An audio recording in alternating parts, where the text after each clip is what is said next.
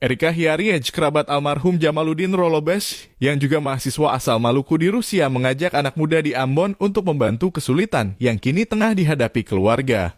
Menurut Erika, proses pemulangan jenazah merupakan kondisi yang menyulitkan. Ada biaya transportasi dari Jakarta, Ambon, dan Tial Maluku Tengah yang mesti ditanggung keluarga.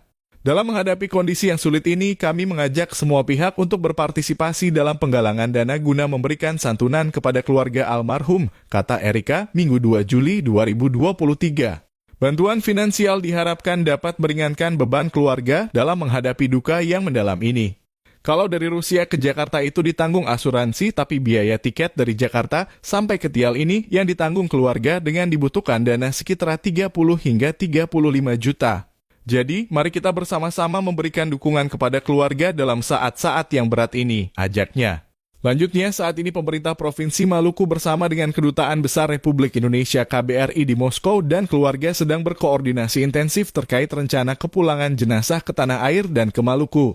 Langkah ini dilakukan sesuai dengan mekanisme dan protap yang telah ditetapkan oleh pemerintah Rusia. Kepergian Jamal merupakan kehilangan yang besar bagi keluarga, teman-teman, dan komunitas. Semoga almarhum Jamaluddin Maulana Rolobes diterima di sisinya dan keluarga yang ditinggalkan diberikan ketabahan serta kesabaran, tandas Erika. Diketahui Jamaluddin Rolobes meninggal setelah tenggelam di Sungai Volga, kota Volgograd, Rusia.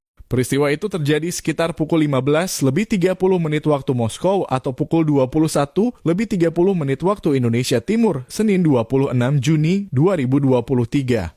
Jamaluddin sendiri adalah mahasiswa S1 Hubungan Internasional di Volgograd State.